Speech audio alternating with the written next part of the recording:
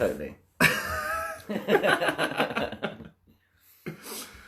So, okay, this one's a bit of a harder one to start with. So this one's from, I'm going to call it anonymous.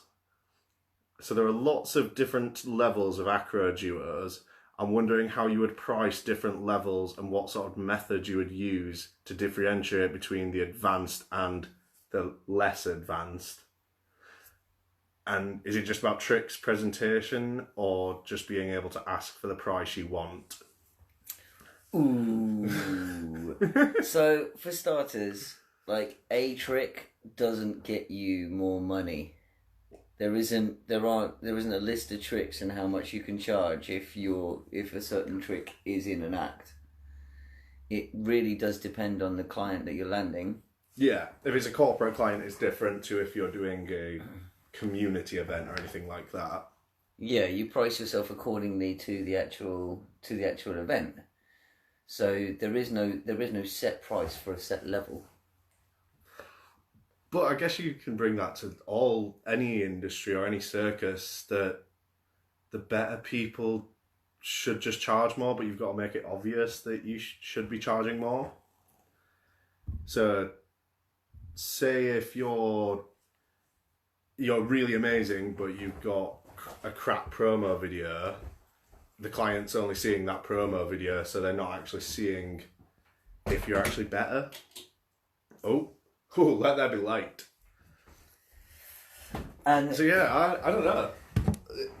I would say that, like, okay, so you price yourself accordingly to how much you want to be paid, and if you are happy with the price that you're getting, comparing yourself to somebody else's price is kind of futile, because all you're going to do is make yourself unhappy with what you're getting, or feel unhappy in a gig.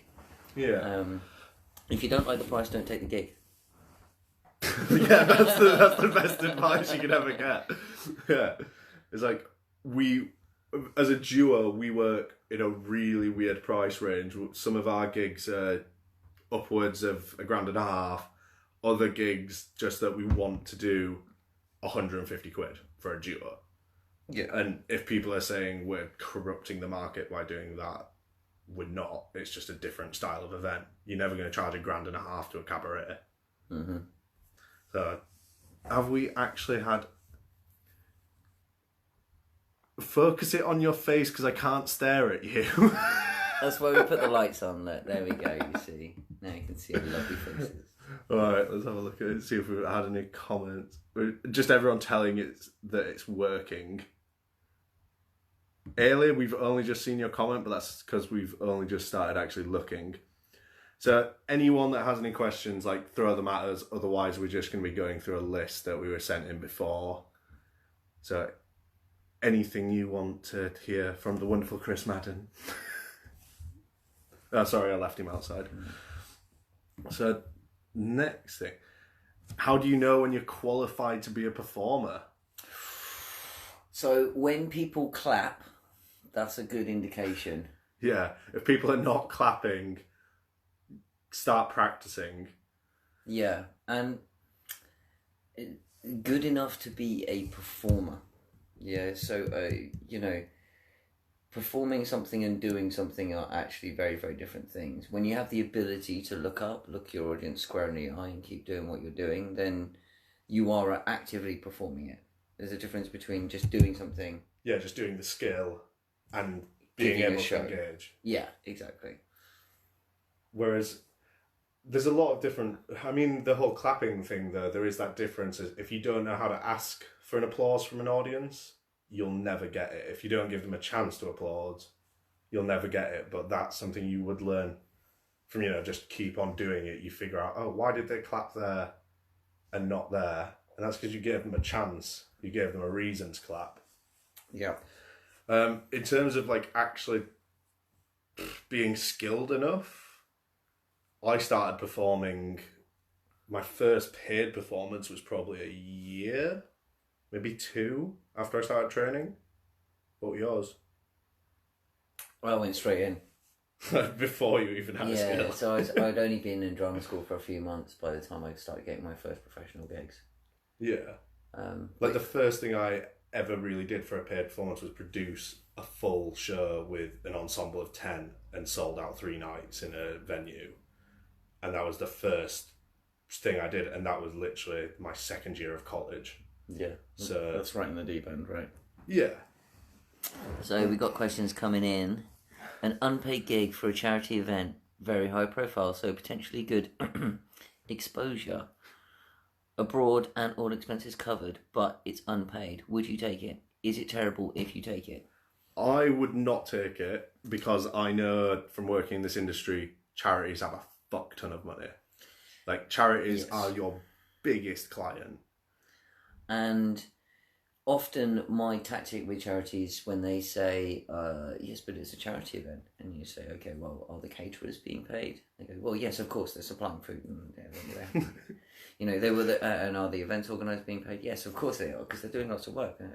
You just go through the list of who is getting paid and who isn't getting paid, and you realise that pretty much it's only going to be you that's not getting paid. Yeah. So within that situation, if you really want the gig, my tactic is normally do something like, if you pay my full rate, I will donate 2/3 of it to you, which means I'm technically giving you a super knockdown rate, but you actively have to want to pay me first. Yeah, I've done that in the past where I've never given 2/3, I've always given like 20% or something like that. If they book you for a gig, I'll donate personally £100 in the charity pocket on that gig, which is a lot of a nicer way of doing it as well, because it's showing you're actively supporting it and that they're actively supporting paying performers as well, which is always good. If it's high profile enough, then they've got the budget. Yeah, they have got the budget. If there's any famous person there, they have the budget. They're not going to not have budget for something like that. And it also makes sure it's a charity you agree with. Like, the Flat Earth Society has a charity. Just because it's a charity does not mean it's a logical thing that you should be charitable towards it. So I'm trying to think of ones where, like, Cancer Research UK, I have donated to that one. I'm trying to think which other ones I have. It doesn't normally come up there to the stage where you actually have to donate. Most of the time, if you look like you should be paid, they will pay you. Yeah. Oh God, we're losing. Everything. Oh God, what have I done here? That one? Yep. There we go. So, how many hours would you work doing a side job to help pay so you can do performing? Now, that obviously depends on how much you're earning in your side job. Yeah, and with your performing as well. Yeah. Supplementing your performing work is turning it into a full-time wage. So I know, finding that balance is always very, very, very difficult. But you should be looking at what you're aiming to make per year, and then whatever is not being taken care of by performing, you have to make up with the side job. Yeah. I mean, I think you're thinking about it possibly in the wrong sense of having performing side job. Think about your entire personality as being your business. Your entire personality is your business. All these things you do can be a business. Whether or not you're like just good at playing guitar, so you can teach a couple of lessons on the side, like that's a separate business. I don't really separate my businesses in terms of I put this many hours into this many hours into this. It's sort of whatever needs my attention at that point gets more hours. If my performing, I say it's our run of shows over summer, those shows are made, those shows are choreographed, we know them like the back of our hand, we don't have to rehearse them, then I don't have to concentrate on performing for that, so I can concentrate on other things. In terms of like actually having a job, say you're like a cashier or something like that, work as much as you need to. Same as Kris said, work as much as you need to. Say your goal is 30 grand, whatever you get from performing, take that away from that, and then you've got to work the rest for that. What else we got? How would you adapt the price of a gig in relation to its length? Ooh. Now, we have a weird sense of thought with this one, I think. Yeah, until you're getting into really big, long, like something like a 40-minute show. Then the difference between a 5 and a 10-minute act is negligible. Minimal. Your client does not give a fuck if it's 7 or 10 minutes. So unless you're doing, say, a full 45-minute show, your price really shouldn't vary, I don't think. Yeah, and, minutes don't make quality. If you think right, let's stick in another prop and another prop and another prop with all very, fire shows are very good for that, because you go, right, we're going to do poi, then we're going to do single staff, then we're going to do double staff, then we're going to do partner poi, then we're going to do... And then you've got 20 props in the show before you know it. And before you know it, you've got a 45-minute show, but it's all made of very, very samey material. And you could charge probably more for the shorter version, where you didn't have all of the samey stuff in it. Yeah, like a 12-minute wham bam, thank you ma'am, everything's super slick, everything's super explosive. Short, sharp, punchy, tight, rather than long and wafty and boring. There's too many fire shows like that. Like, if you've not got enough material to do a 30-minute fire show, don't do a 30-minute fire show. Just because you... Yeah, I'm not going to go into detail on that one. Otherwise I'll get annoyed. Don't agree with Flat Earth, it's because Kris was talking. Hey, what do you think of, / do you have any experience of performing competitions, e.g. burlesque idol? Okay. Okay. Yeah, you know this one, not me. So with a lot of this stuff, oh yes, just like Kiss, keep it simple, stupid. Yeah, you know. So back to the competitions idea. They are okay. Let's look at the Britain's Got Talent model. You come, you do your thing. You're playing a game show where you could walk away with nothing, and you could be ridiculed the whole time, and we could edit it badly. But you could get £1 million, so therefore we don't have to pay you much. Bearing in mind, Britain's Got Talent pretty much own you for your first couple of years after leaving Britain's Got Talent. Yeah, a model we plan to follow, actually. But with that, like, there's this whole, okay, bring it, give it, and again, it talks about the exposure of the event, the getting your face out there. Which, if you've got a brand new act, you want to get it filmed and you want to get it seen in a good place, they're not going to up their budget. So just take them something that you're not very precious about. If you take something that you know is being bought and is worth money, and then you're giving that away for free, then you're undervaluing yourself. If you're taking something that's kind of in the proving ground stage, then any chance you get to give it a run is really worthwhile. So it doesn't matter too much that you're not getting paid as much. Yeah, I think people don't value being on stage enough. Like, just being out on a stage will make you a better performer, and even though it's not paid, it can be really useful. Just getting your hours up on a stage and trying to get 10,000 hours being stood in front of an audience will really help you as a performer. For Burlesque Idol, as an agent, this is probably the negative of what Kris is saying, because saying don't do it unless you have something you want to really try. But as an agent, I have had applications from a lot of burlesque performers, and when we get an application, it says like #1 burlesque performer 2017, #2 2018. That really stands out to a lot of agents. So if you can go to something like that and be sure you're going to win it, it's really helpful. It's a really good thing for your CV, even though CVs are crap a lot of the time. Not people's CVs, I mean like the concept of CVs in this industry are crap. Yeah, so, if you're going there to gain some recognition on the way out, then... If you're an unknown performer, it's good to get known by people. And that can, in some uncertain terms, be your payment. Yeah, so don't think about it as exposure to the audience, like the audience is going to book you. Think about all these other burlesque performers that could book you. That's how I'd see it. Yeah. I mean, a really nice method that I've heard. It's actually more used in the music industry than performance industry is gig exchange. So if I'm running a cabaret night here in Bristol, someone else is running a cabaret night over in Newcastle, they have their regulars who are there, they're locals, they're there week in, week out. I book them to come over here, they book us to go over there, we do a gig swap.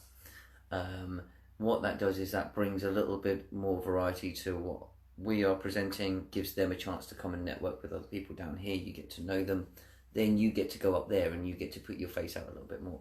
I mean, think of doing that on an international scale. All of a sudden you're bringing international artists in, which is bringing a lot more hype to what you're doing, and you get to go to their country and you get to go and put your face out as an international artist.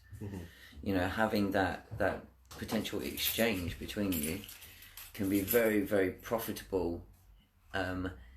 Because you're building loads of new contacts in a different country that you have no way of building a contract otherwise. You're doing the same amount of gigs that you normally would, but it's not in your local, it's all over the world. Yeah. And on top of that, another good way to do that would be to do it with someone that you actually really want to network with. You know, book the people that are a higher level than you, and get them to do a gig exchange with you, and that way you get to know the people that you want to know. Yeah, you get a step up in that ladder then, don't you? Yeah. You get on their radar just by booking them in the first place. Yeah. So Ailey just commented about Britain's Got Talent owning you. I believe it's only after the semi-finals. So basically once they go to live, then that's where you sign that contract. I don't think it's a audition stage, but I would have to check that. It is bullshit though, Britain's Got Talent. I've been offered numerous times to go straight to live. No audition process, just go straight to live. It is bullshit. The voting stuff does not work for it. Question, have you been a contract that you needed to change before you would sign? And how would you approach it? That's quite normal. Quite normal. There's always a little tit for tat where you go, I'd like this little clause changed, and I'd like it also to include certain things. You send it back, they send it back and say, well, we can't do that. No, you can't have 10 dancing girls in your changing room every night. So how about every Wednesday and Thursday? And we go, yeah, that's fine. I mean, something that a lot of circus performers really need to think about as well is that 99% of the contracts you're given are not legally valid. Like, a lot of them are not legally valid. They wouldn't stand their weight in court. Very hard for you to actually find out whether or not the contract you're given is legally valid without bringing it to a lawyer. Because a decent lawyer will find their way out of any contract. Like, there's nothing you can really do about that. But in terms of you sending your own contracts out, do have your contracts checked if you can afford it, just to make sure you've got yourself covered then. All right. Sorry, we're just reading comments now and we're both terrible at reading. How would you write a useful performer CV? Good stuff to include. Okay. Your disciplines. And being honest about them as well. Your training. Any professional training. Even your non-professional training. If you just say, I began practicing, X year, and then they see that there's it's in the timeline, commence practicing. They see that 2 years down the line, you started working. They see the time and the effort that you put into your craft along with that. I'd say your measurements as well is often something that's overlooked in performer's CV, but it comes in loads of handy when you want to buy some costume for a performer that you've just got every measurement you could ever want there. Or detailed measurements, proper measurements. Yeah, and create a picture for them. Yeah. Within your CV, you need to tell them exactly what you're capable of. In fact, based upon what you've already done. I got a very, very good CV sent to me the other day, actually, from the Blue Juggler he used to be called. What's he called? Callum. Callum, that's it. And he has a very, very nice CV. Everything I could ever want on there. And it was to the point where I knew how detailed it was that I wouldn't have to even look at it really. Like he's got the list of what his acts are, their lengths, their theming, list of skills, his training, his phone number, his address. And his training actually says self-taught. Yeah. It says self-taught and it gives dates. Yeah, so you know exactly. It shows like his teaching skills, what sort of performance experience he has, what sort of kit he has. It says he's got high quality LED equipment, he's DBS checked. Perfect CV there. If you're in this chat, Callum, great CV. Right. I think enough on social media. What? Okay, yeah. Oh. As an agent, have you ever seen anyone on BGT and booked them? Yes. Yeah, I am actually working with Official at the minute, who's a visual DJ drummer, and he did very, very well from going on Britain's Got Talent. Like, that was his thing. He went on Britain's Got Talent, then got tons of work after that. And a lot of the guys that I work with on the hotel circuit and stuff like that, they're coming in, and part of the comedians, like a lot of the comedians, their material involves them talking for about 5 minutes about how they were on Britain's Got Talent 7 years ago. So you know that material has been going down for 7 years and people are still biting, and reminding people that you have been on Britain's Got Talent again does resonate, because it's the one thing that you'll hear when you've done a really good show. People will come up to you and go, "That was amazing. You should go on Britain's Got Talent." Yeah, which is both an insult and a compliment at the same time. Yeah. Don't try and explain why. You say, "Oh, thank you very much." Never try to explain it to people on a gig. Just say thank you. Yeah, it's very kind of you. Maybe I will one day. Yeah. Don't go down the rant of, no, they ruin the industry, they're corrupt performers, acts, and... They mean it as a compliment, so that's all they take it. Yeah. But yeah, it can be really useful for performers, I'd say. For the right person. Yes.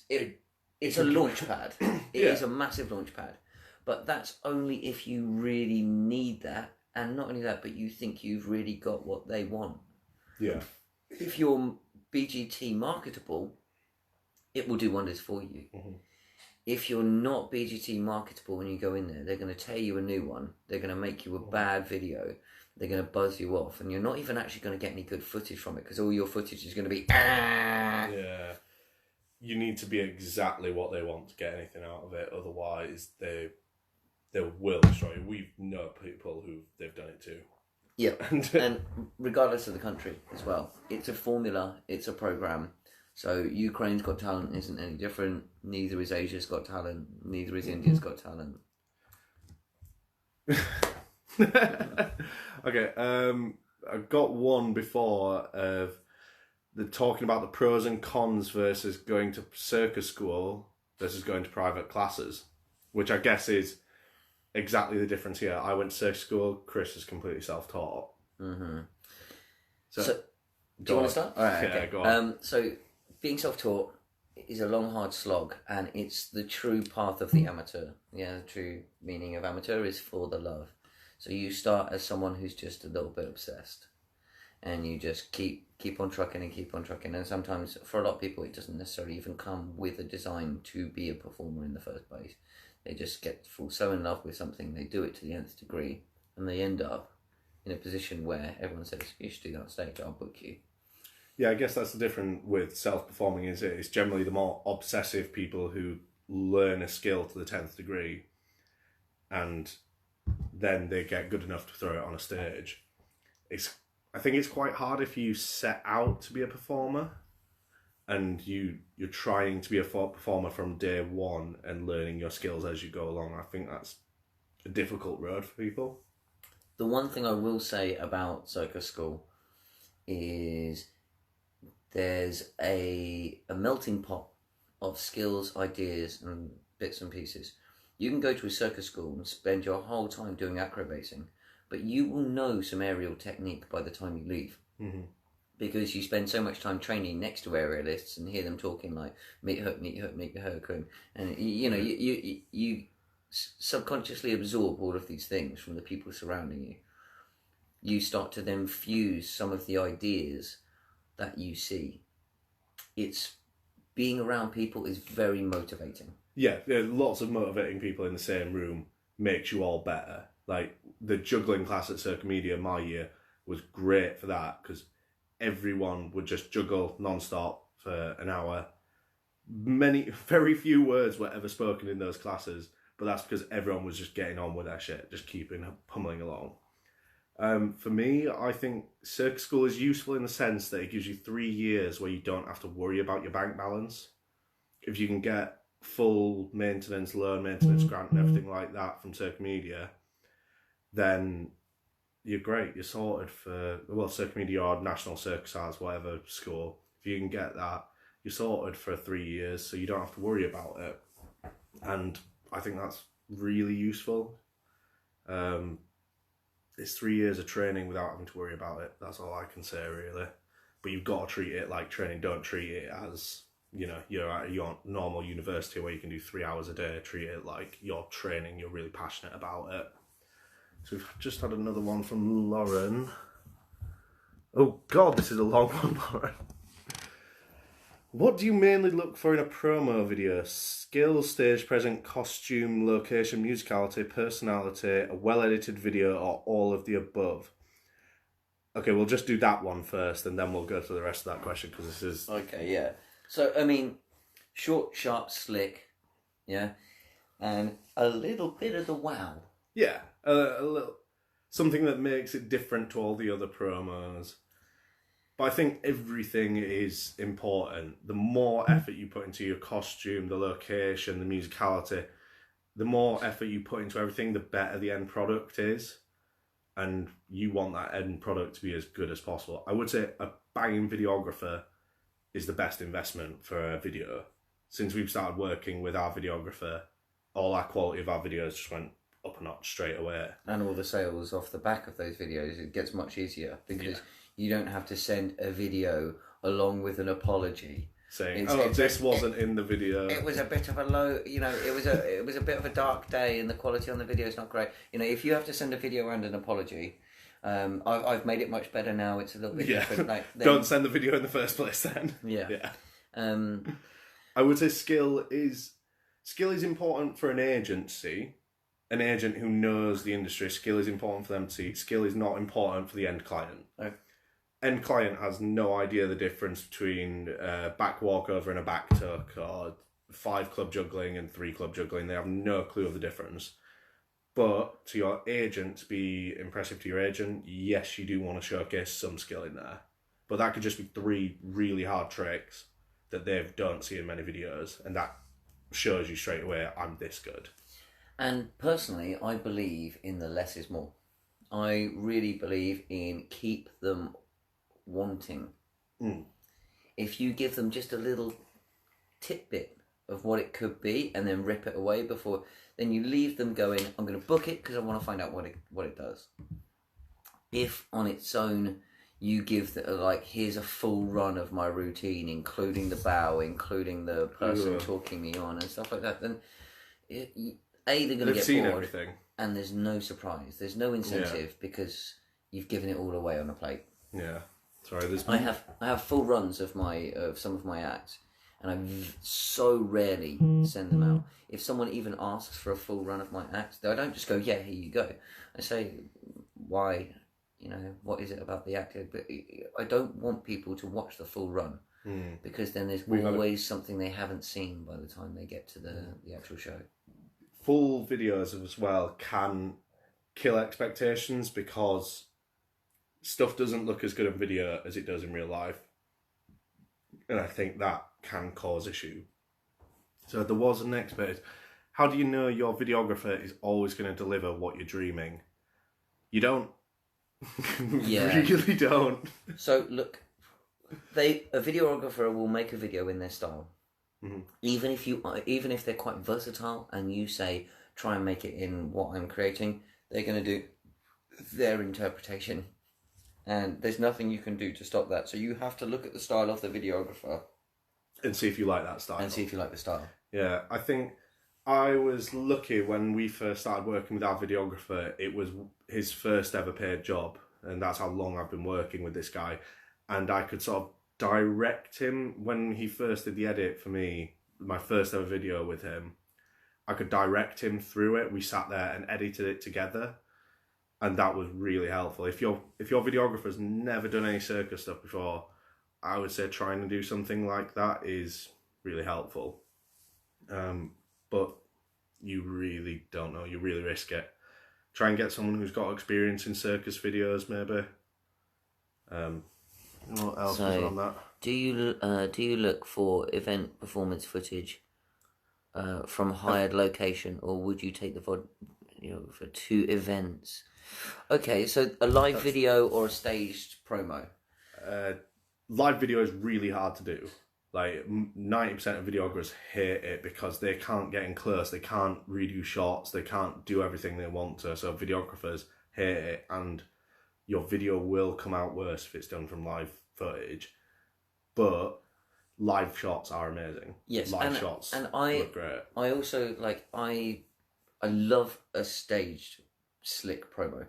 Yeah, one that is 100% staged, 100% clean and clear and crisp, and it's all done in a set location. So the element of show is almost out of the window completely. However, if someone was to cut just a little section of them saying, look, this is the slick, wonderful world that we present, and here's me doing it on stage, and then go back to where they were, like that to me is absolutely not a sin, because it shows you the fact that it's both a concept and it's a show. Yeah, do both, basically. Try and shove in a couple of live shots of the show if you can. But remember, a promo video does not necessarily have to just be things within the show. You're showing a concept within a minute. You're not going to be able to show all the tricks or anything like that.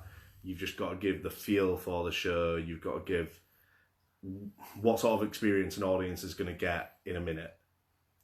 Yeah, and in that, you don't even necessarily have to show tricks. No. You can show reactions. Yeah. You can show a drop and go, yeah, they know it's going to be a comedy piece. Yeah, you could show that same the very end of a phrase, juggling piece, crisp, clutch, turn to look at the audience and bow. They hear the... Yeah, they see the slickness then of it. Yeah, they see the presentation over the actual tricks that you're doing. It's more about showing people you can really give a good show. Oh, God. Sorry, we've only got when did you need to go? No, we got time. Let's squeeze them in. Alright. Do you charge less / differently for a rehearsal day? Been offered a gig for my normal fee, but they also need me to travel and rehearse the day before in that fee too, which I didn't expect. Oh, it is. If they haven't mentioned to you that you have to go and do rehearsals, they've sold it to you on a lie. Yeah, then you charge them. Yeah. Just say, well, in actual fact, my rehearsal days is just £100 extra, so I'll stick it on the invoice. And if they kick up stink, then you say, well, they're a sketchy agent. Yeah, and you chose not to leave this information out because you knew that I would charge you for it. Yeah, I think if free rehearsal days are fine if everyone is aware of the situation. Like, if everyone understands these rehearsals are free, they're not paid, then I think free rehearsal days are fine. And also, I think we only charge £100 for rehearsal days. You can't charge a normal show rate for a rehearsal day. Otherwise, 3 days of rehearsal and you're looking at what you're... 4 times your price. Despite it being harder. Rehearsal day, you're going to run through your routine 6, 8, 10 times. Yeah. On a normal day, you're going to do it maybe once to warm up and then once in the show. So you're being paid less for less, but you're not on stage, you're not in the pressure. So, low fee, stress-free. Yeah. But in that particular situation, if someone tries to screw you over by saying... oh, you've got to travel and rehearse the day before or something like that. Unless it's a client you think can give you a lot of work in the future, I would say, charge them. Unless it's like a new agent who you really think you can get lots of work from in the future and you want to get on their good side, but you've got to realise you don't want to be known as a pushover to them either. Yeah, or it's a much more informal thing. It's something along the lines of, you've got gigs coming up, and the person that you're going to be performing with, and if you agree with them to meet up and do informal rehearsals, then that's something much more on a friendly basis. You know, judge how harsh you need to be with the client on how close you are to them. And if you don't want an ongoing rapport, then you can just, you know, tell them, just hard line. Yeah. Pay me or nothing. You've got to realise in those sort of things as well, though, that it's, if you go hard line with someone in an early start of the relationship, you can definitely break that. Yeah. You can... You can put them off booking you again because it's a struggle for them. When you make it easy for the client to book you, then you make it everything wonderful. But don't bend over backwards. Yeah, try and remember as well. Try and figure out if it's the agent that did the fuck up or if it's the client that did the fuck up. Because if it's getting passed down the chain and it's actually the client that's wanting these changes made to the act, then that's not the agent's fault, so give the agent a bit of leeway. If the agent forgot to tell you, then it's their fault. Oh, we're waving at people now. How much would you recommend to pay a videographer? You pay their fee. Yep. What they ask for is what they want. And if you've got a mate who does it, and they are doing it for absolute mates rates, you stick a couple of extra quid in their pocket. Because it will make them care over the video. If you're doing something for free, then you do it on your own time, and you do it, and it becomes a back burner. Yeah. I've got actual work from people who are actually paying me, but I promise I will get round to your video when I can, and they will rush it off in 10 minutes and send it to you and go, don't ask me to do any more free shit. If you pay them well, and you give them a tip, then you are just the same as every other paying customer out there. And you have those same rights. So especially if it's a mate, support them and pay them well. Yeah, I would say pay them as much as you can. Like, we always try and tip whenever we can for our guys. Yeah. I mean, Sam, if you're watching, love ya. He gives us some really, really wonderful deals on. But we know that that's actually not the industry standard. So for us to actually say no, you're worth your salt and we will pay you what he's. We can't afford him anymore. But we will at least show him that his work is appreciated. Yeah, as much as we can. If you've never performed and now you're going all in, quit your jobs and start into how many gigs are realistic within your first year?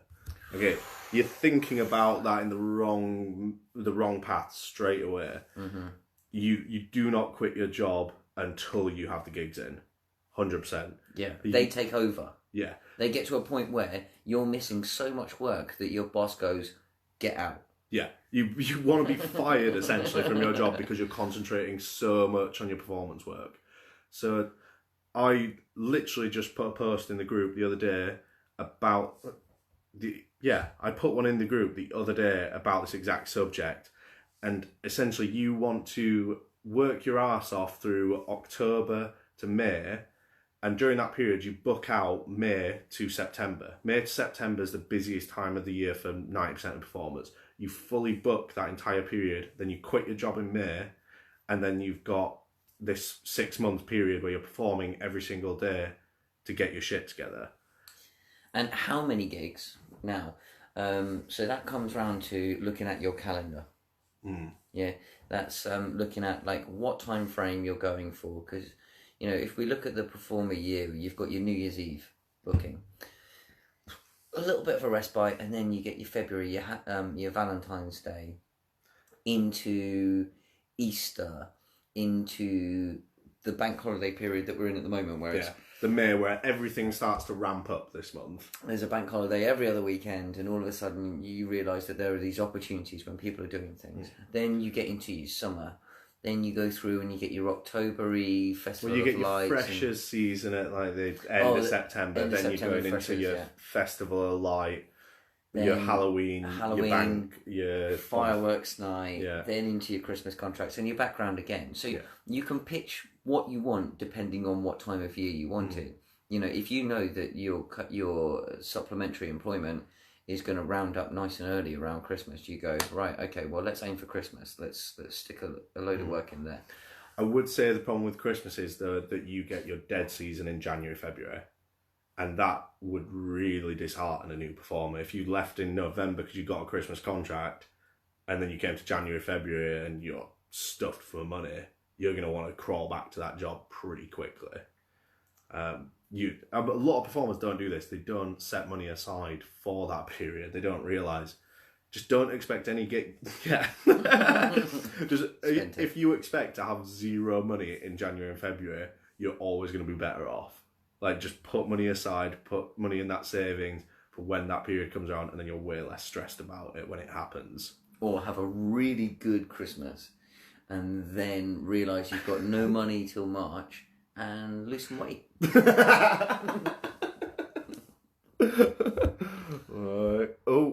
be done with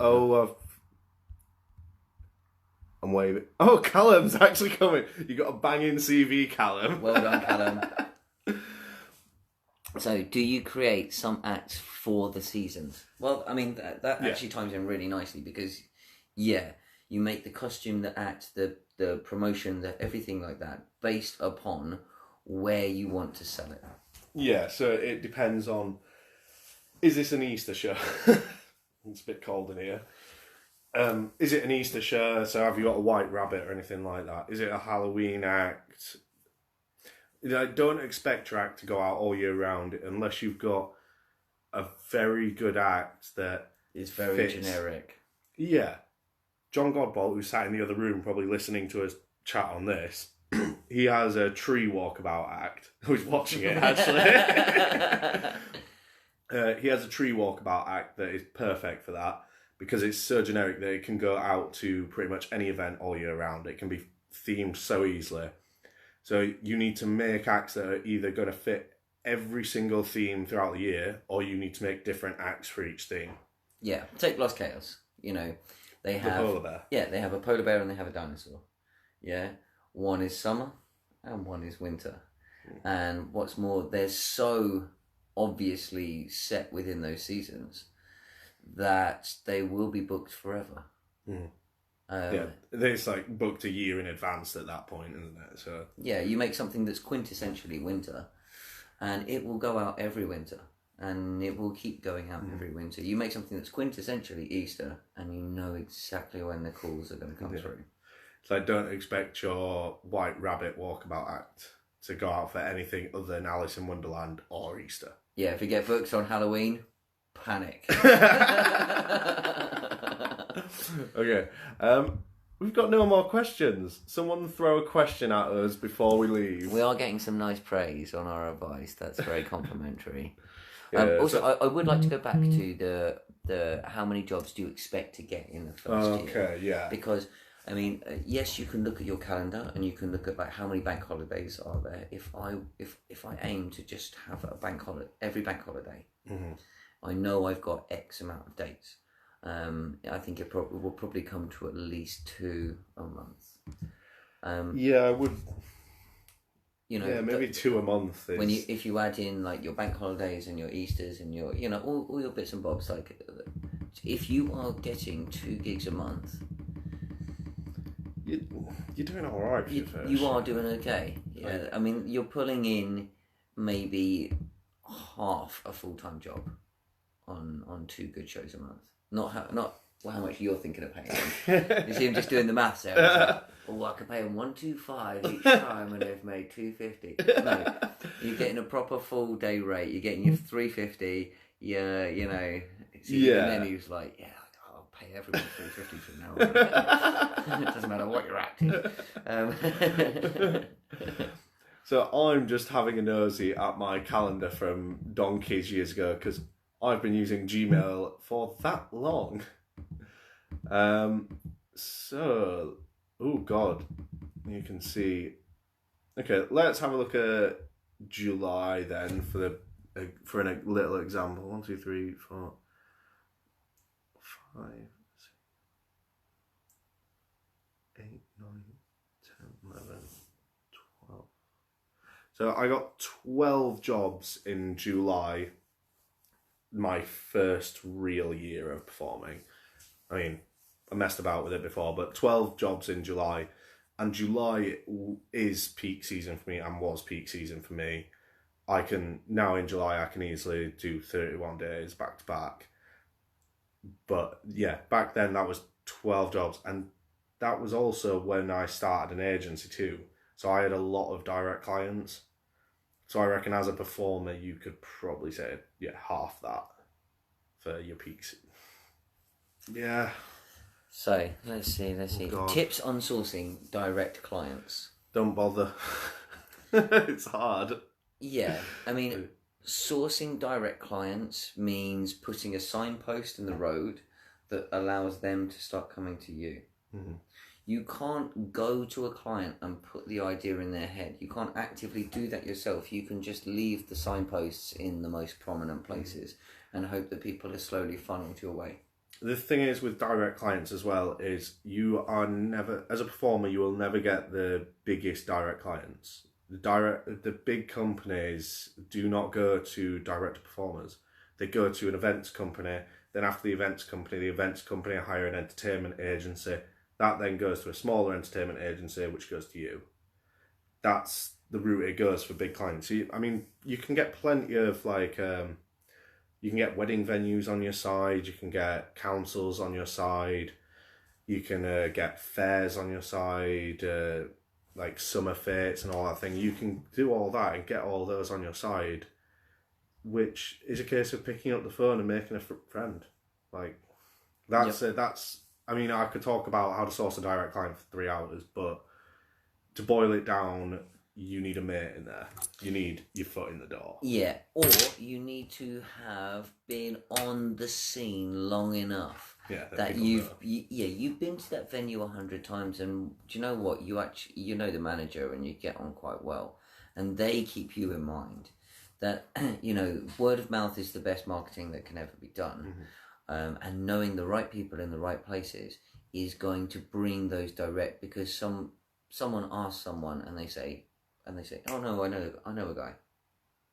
Yeah. That's how people are going to come to you directly. You're the person who everyone remembers when they say, oh, I need a fire performer. Oh, I know this guy. You're the friend. Dave Knox. Yeah. Shit, we were supposed to say us. No, it's us. It's us. All right. So you need to be like sociable within the industry. You need to be seen by lots of people. You need to Yeah, I mean the fact that we just said his name right there. Yeah, he's known. Shows that he has put in his time, his effort, and let's face it, that boy has. And he is now the go-to people for that type of show. Yeah, the premier fire show. It's him and Sparkfire. That's it. Well, us. Yeah, I know. Okay. John Godball, a controversial question. Do you recommend working with your significant other? No! Never do it. Don't do it. But, I mean, the hard thing is that the performer lifestyle is really tough, because you might not see each other for 3 months unless you're performing together. Yeah, even 6. I've been doing that whole conversation with my significant other today, saying, I'm really happy for you that you might have a 6-month contract away. I'm going to have forearms like. And I have to say, I'm very, very happy for you. The only way that you can take on those big contracts and not miss each other is to do them together. Yeah. I would. My experience with working with your significant other is you become too close. If you live together, you work together, you sleep together, you have no time apart, you have no time with other people. You can very quickly, you burn out your relationship a little bit quick.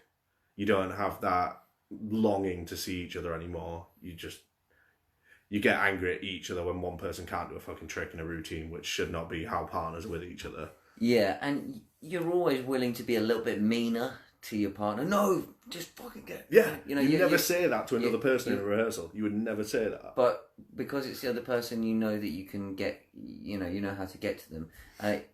Also, should you take a little domestic with you into a show environment and the client sees it, they're never gonna. touch you again, because the whole changing room is awkward, and you can cut the atmosphere with a knife. I have ruined one particular gig. I've ruined one gig from essentially having a tiff backstage, and we brought that energy on stage with us. Show went terribly, and that client was very unhappy, and I knew why straight away. Like, that can happen, and you never want that to be a thing. So, sorry, we've got loads of comments now, and we said we were wrapping things up, so we'll try and hammer through them.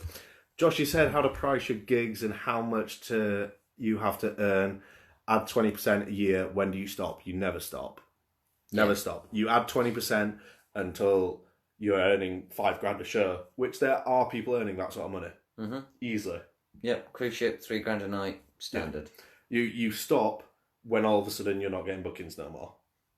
Then you rein it back and drop 20% until you get your bookings back.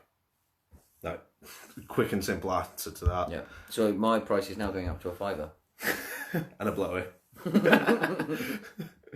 Any advice for the balancing act of side hustles and performing, assuming that side hustles are freelance? We covered this a little bit earlier, that don't treat them as side hustles, treat them as you are the business. Your personality, your existence is the business. Anything you do is part of this web of jobs.